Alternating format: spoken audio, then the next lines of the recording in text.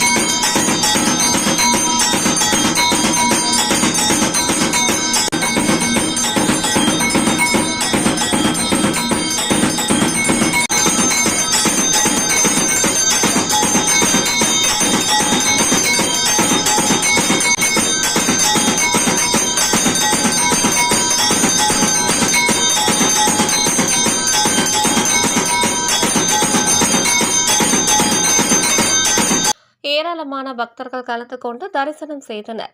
நிறைவாக பக்தர்கள் அனைவருக்கும் அன்னதானம் வழங்கப்பட்டது. இந்நிகழ்ச்சி ஏற்பாடுகளை சௌக்கிய வராகி அம்மன் திருப்பீடத்தின் நிர்வாகி சதீஷ் குருஜி சிறப்பாக செய்திருந்தார்.